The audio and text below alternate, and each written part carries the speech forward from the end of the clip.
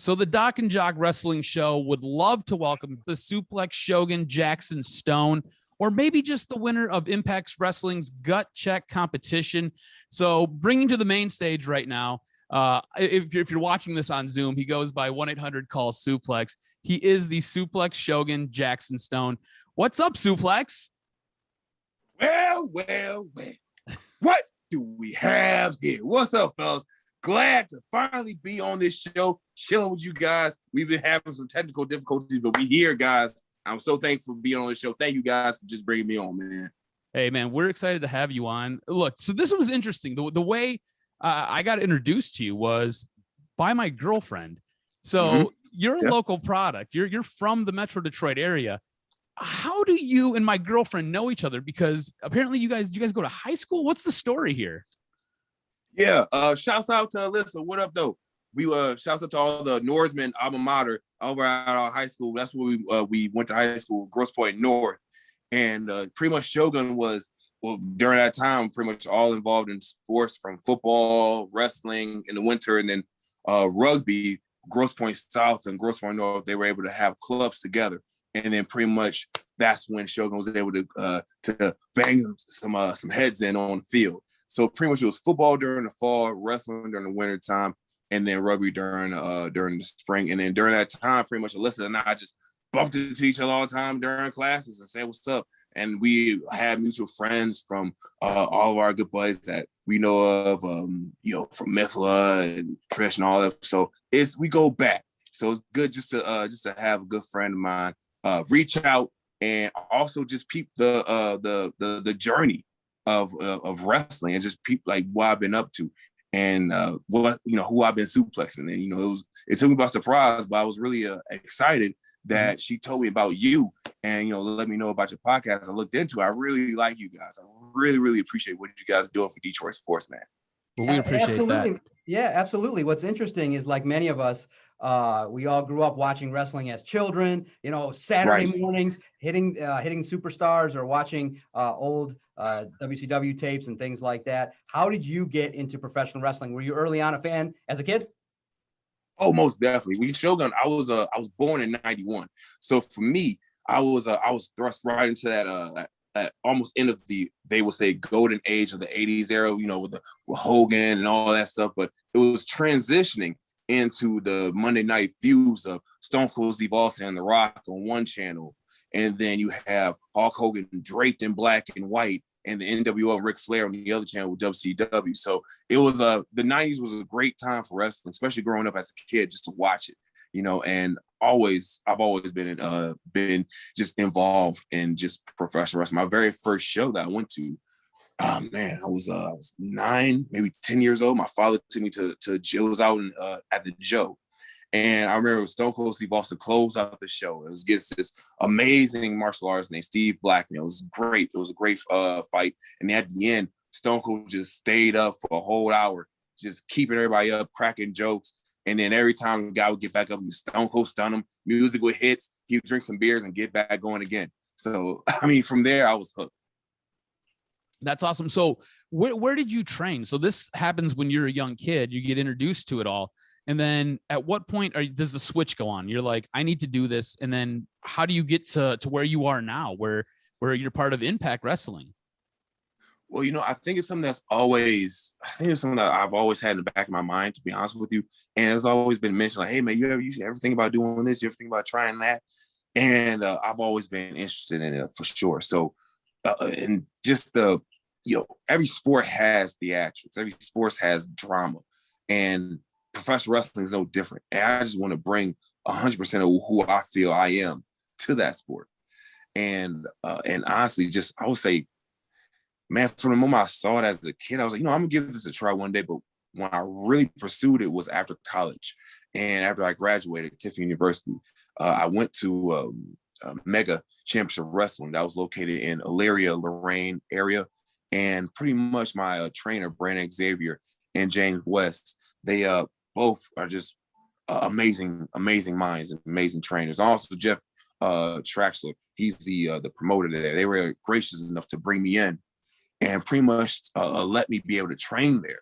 And I would drive there every other day pretty much 3 days, at a time from Detroit to Elyria, back and forth, and just making that trip and just, busting my ass as much as possible. And then I pretty much, as time went on, I got my experience going, and I was there for about a year and a half. I wanted to expand myself, and I wanted to grow my technique. My trainer, he's like, go for it. So I heard about House of Truth out here in Detroit. Shouts out to Truth Martini, everybody in the Metro Detroit area.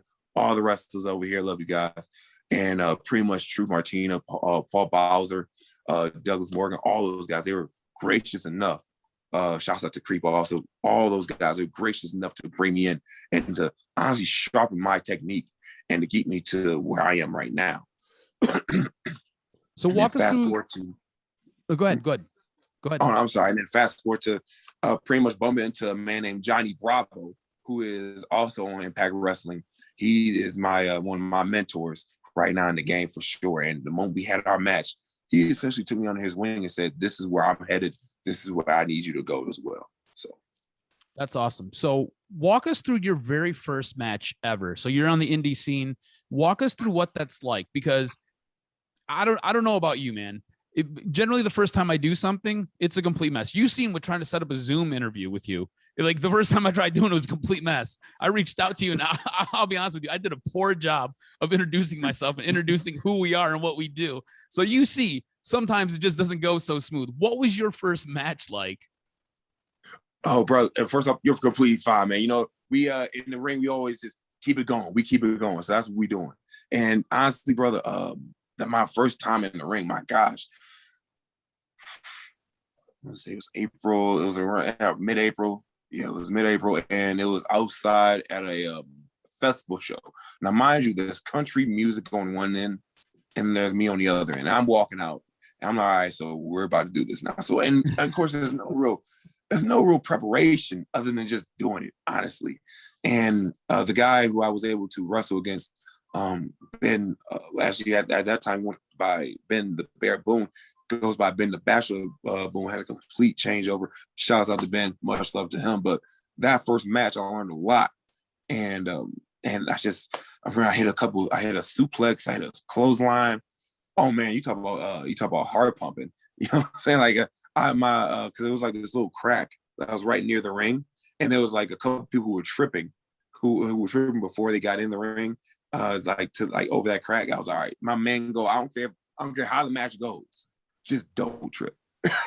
You know what I'm saying? Fall. Don't fall. So but luckily we got in the ring and we were all good. And yeah, man, it was a very fun time. So I've watched a couple of your matches on YouTube, and you guys, you can go check out his stuff on YouTube. It's fantastic. On the show with DocNJock right now, the Suplex Shogun, Jackson Stone. Follow him on Twitter at Jackson_Stone31. Follow him on Instagram at Jackson_Stone313. He is a newly signed product of Impact Wrestling, won the gut check competition. Now, I've seen some of your videos. You're a big dude. Like you are thick, bro. I seen your match with Michael Elgin, and you stack up with that guy. And like, that's a big brother for sure. So like, how big are you for real? Right now during 2020, I started at we'll start with Impact. When I got signed in April, I was 340. Wow. And I was 340. I'm 6'1", and 6'1", 6'1" on a great day. And and pretty much during that time, I was like, I need to revamp. I need to reshape myself. And even though I felt great, it was still like so much more. So much potential I knew I had to unlock. And I took that time during like the hot season of COVID just to stay, like, honestly, keep myself locked in and just work and better my nutrition, better my mindset, just sharpen myself, honestly. And now I'm weighing at 280. My goal is to get to 250. Man, so for people who don't understand, when you go from as big as you were and carrying all that around to then just leaning up and getting so much thinner, like your power levels just got to be through the roof. Like, no wonder like your move is the suplex. Like, I seen you tossing dudes around. It was absolutely crazy for sure. you brought up COVID. How did COVID impact you? Like, how did this, like, it seemed like there was like a rocket ship strapped to your back, and then all of a sudden COVID hits, and now you got to kind of pause everything. So how did COVID impact just everything going on in your life? Man, during that time, it was right. You said it, right as I got signed. All that hard work, and it felt like for a while I was in a weird limbo stage, because Gut Check was filmed for a long time, but people don't realize there's some footage I was missing. But that was a long competition, and we had to miss Thanksgivings. We had to, miss out on that good holiday time with our family to go over to Canada to really bust our ass and prove ourselves, which led to me getting signed. But as soon as I got signed, I was like, yeah, let's go. A week later, everybody stays home. Okay. And I mean, honestly, man, it wasn't just me, because I know, like, I wasn't just the only one who was on the edge of something big in their lives, or some next chapter. I had other comrades, other friends who were really, really getting into the next phase of their career and reaching that next pinnacle for themselves. And COVID, yeah, man, slowed a lot of things down. But the great thing again about the wrestling industry is that we keep going. No matter what, we keep moving. And right now, there are promotions who are working, close with states and cities and working with restrictions. Actually, shouts out to a great promotion I'm heading up tomorrow, Chainsaw Pro Wrestling out in Kalkaska, Michigan. It's about 3 or 4 hours out north. And the great promotion. But yeah, they're working really hard and making sure that everybody follows the restrictions. They keep it a tight crowd amount. And also the same thing for JCW, the Juggalo Championship Wrestling promotion by Violent J and Shaggy of ICP. They kept tight restrictions on their crowd as well. So I think right now, wrestling with those guys. Oh. So like here's the thing. Little known fact. Back in the day, like when I was in high school, and I'm a couple years older than you. I was a huge ICP fan. So like I followed all of it. So like what are those guys like, real quick? Just a detour. They are exactly how they sound, on the tracks. Like they exactly are, but they're huge, honestly, great guys. Like they're huge wrestling fans, amazing.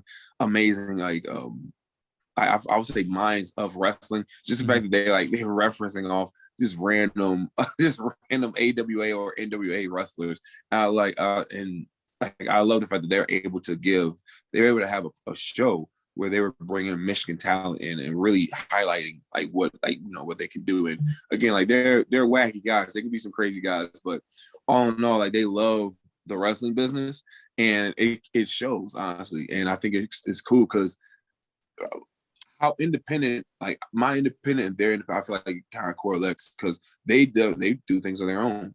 And I love that. And that's how independent wrestling is. You do it on your own.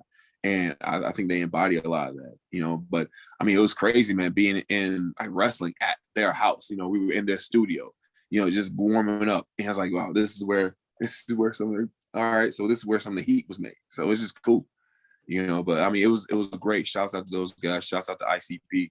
Thank you so much. Yeah, man, I can't wait to get back there, honestly. Hopefully me and Congo can have that dog collar match again, round 2. That was pretty Absolutely. Sweet. Tell us about round 1. Right. You know what? If I could, I will show you the scar to encapsulate everything. But it's a nice little scar right here. I think I got that from when he cannonballed me into the corner. But man, it was every time. We fought on different occasions in different states. One time in Indiana, I remember for sure. But every time, man, it's always hard hitting. It's always something to remember and to take from, honestly. So yeah, shouts out to Congo Kong. Absolutely. Now you mentioned that you associated with a lot of friends that also moved up in wrestling. Tell us a little bit about your relationships, and in the Impact locker room, did anybody take you under their wing? Did you talk to anybody and get some advice and tidbits, especially from some of the classic veterans that are there? Yeah, most definitely, man. Eddie Edwards was very, very welcoming.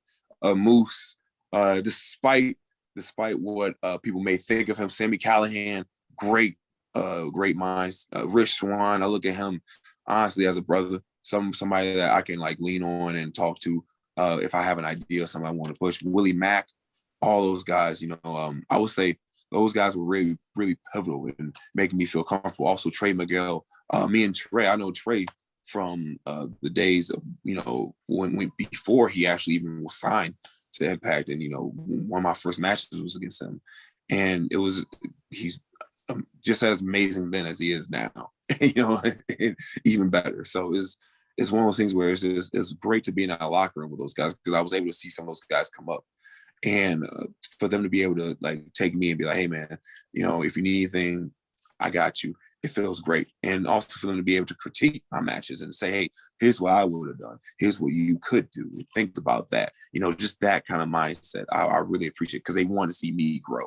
And that's honestly, I think that's the best part about wrestling. You're supposed to have people grow. Joining the DocNJock Wrestling Show, we have an exclusive interview with the Suplex Shogun, Jackson Stone. Again, you can follow him on Twitter at Jackson_Stone31. Follow him on Instagram at Jackson_Stone313. He is the winner of the Gut Check competition with Impact Wrestling. And you talked about how you had to miss parts of Thanksgiving. I'm assuming you had to miss parts of Christmas. And this was all leading right up to COVID. What was the toughest part of the Gut Check competition? And what was it like once you finally won and you got to put your name on that paper for that contract? Ooh, I would say the toughest part was probably the first day. The first day, honestly, and I'm not even talking about the day that people saw on cameras. I mean, like the very first day of because the competition was more than just the 7 people that you saw. It was about 40 people involved at first. And because they did a massive, hey, here are the hot wrestlers who we are hearing about now. Here is what we're going to do. We're going to bring them in. They're going to have matches and have promos, and we'll get them out of here.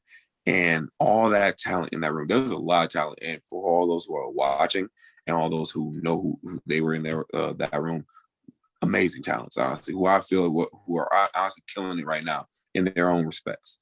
And like that first day, after I got through that first day, I was like, all right, if I can get past that, I can get through it. I mean, yeah, you had Scott yelling at me, had Scott D'Amore right in my face, telling me to actually get down on my push-ups and all that. But it was honestly, man, it's one of those things where I come from a background of, football, rugby, hardcore, crazy, wrestling coaches, just get up, go, push-ups, take down drills, all that stuff. So I mean, discipline is something that doesn't come that comes easy to show, in second nature. So for me, it was once I got past that nervous break of just like that first part, all right, let's just showcase who we really are.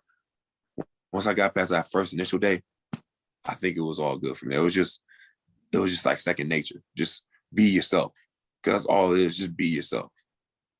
How validating was it for you to sign that contract? Like, what were the emotions that you were going through? Man, so the first thought I did have, because you watch that clip back, Bravo was in my ear. He said, "You did it. You did it." And I remember saying in my head, because I had visions in my head about getting at that spot 4 or 5 years ago, and it wasn't even going to be whether it be Impact or another promotion. I had a vision. I was going to be somewhere and another step. I had that thought in my head 4 or 5 years ago, and that initial thought of me going to training, my very first day of training, when I was low on gas, had to ask my family for money, my father for money. I was bald tires. It was snowing. It was a trip. And that was like a good 3-hour trip from Detroit down to Elyria. That first day I thought about, because I cannot tell you how many times, sometimes you think about you're doing something, you be like, are you sure about it? Are you sure about it? I had no issues with doing what I was doing. I was like, no, I'm sure. I'm very sure. I'm pretty sure. I'm very sure. I kept on saying that over and over, no, I'm very sure this is what I want to do. And it was the most validating thing, because it's nothing more validating than to prove yourself right. Not even everybody else. I didn't care about. I had my naysayers, but to prove myself right, that was validating. That's awesome. Now, what is kind of take us behind the scenes a little bit? What is a day like when you guys are doing a taping at Impact? And is it just one day, or do you guys do a whole week? They break it whenever they have their loops. Right now for COVID, they're breaking it. they get in and we're filming, man. We're getting those matches going. We're getting the promos going. I mean, it's constant motion, it's constant work, and it's different from, I mean, of course, where if COVID wasn't happening, it'd be way better with, being able to go from town to town and being able to interact with the fans and see them face to face and being able to have those shows filmed there. But for right now, with the closed set, it's a different feeling. But I cannot tell you how much I can't wait to hear Shogun chants in the crowd, honestly. Well, it'll be coming soon for sure. It'll absolutely be coming soon. Thank you. So we'll get you out of here on this. What's next for Shogun Jackson Stone? What's coming up for you? And if there's any place where we can go and catch your matches. I know you brought up what you got coming up. I think it's this weekend, you said. Yeah, actually tomorrow. Tomorrow. Oh, okay. Tomorrow, Friday night. So what's going on? You know what? Right now, other than that, right now we are working close with Impact, but actually I just made my debut, and they want to bring it up, but I'm just gonna let it off for them. I just made my debut at OVW. For those who know, OVW is a classic historical place. For me, it holds a special place in my heart because a lot of the guys who I grew up watching in the Ruthless Aggression era came from that school as well. And made my debut there. I was able to meet Al Snow, great man, good mind, great mind for wrestling, all that. And it was great just to be able to talk and be able to finally be in that building, man. Because that was since COVID hit, that was a good year and a half process of me trying to get down there. So, just trying to talk to the commissions, get everything going. And fortunately, I was able to finally get my license, get down there. And the match I had was really fun. I can't wait for it to be on YouTube. I can't wait to be back down there. And you'll be seeing me down there, OVW, Chainsaw Pro Wrestling, and pretty much Impact Wrestling. But also, there'll be some more stuff coming up down south as well, Texas and Florida. Here we go. That's fantastic. Well, I want to let you in on something. If you're in the market for a Middle Eastern shit talker or muscle at OVW, hit up DocNJock. We're ready to go, ready to suit up, ready to let everybody know who's coming to town and who's coming for the title. We're not coming to mess around. We're coming to promote our guy from the D. And that's right. That's what I want to let everybody know, is that when you rep with DocNJock, it's all good, baby. Well. Shogun got hype off that one. That was, yeah. Here we go. You guys might be in it. You guys might be ready for the business, man. You know what? I mean, we've been watching wrestling all the time, man. You hyped us up. I'm so grateful for your time. Looking forward to seeing your rise. And anybody that reps the D, man, is good with us. Always, man. Oh, real quick, guys. Come on, I want to ask you, favorite Detroit sports athlete of all time? Go. Steve Eiserman for me. Nice. Oh man, for me it's Barry Sanders, man. Electrified the Silverdome and Ford Field. Hopefully a new running back in that electrified Ford Field like Barry Sanders was able to for so many years. I mean, it doesn't get any better because of the fact of his talent and what he was able to do out there at the Silverdome. Man, with more people, 80,000 people. My goodness. Man, beautiful pitch, guys. Oh, you know what? It was between, honestly, it is actually between Eisman, but also it was also between Barry. But Sweet Lou, I'm a baseball fan. I love Sweet Lou. So, can't go wrong. Yeah, Sweet. Yeah, my dad showed me filming him back when I was a kid. I was like, man, that guy, just something about him. He was he was like watching Silk. But for me, I might go with Barry. I'm going to go with Barry because I got my Barry Sanders jersey, also John Randall jersey for those who don't know the Vikings. But always repping the Lions, man. Hopefully, we can get some type of a push coming in the next coming years for all Detroit sports, because we need it. Fingers crossed. Fingers crossed, y'all. Fingers crossed. Ladies and gentlemen, that is the Suplex Shogun, Jackson Stone, a product of Detroit. He is one of a kind. He's fantastic. Thank you for coming on and doing this show with us. Again, he is the newly signed product of Impact Wrestling. He made it through 40 some odd people to win gut check competition with Impact Wrestling. You can follow him on Twitter at Jackson_Stone31. Follow him on Instagram at Jackson_Stone313. Check out some of his clips on YouTube. I tell you, they are some fantastic matches. Thank you, man. Arigato. Thank you guys so much for having me on. Thank you for coming on.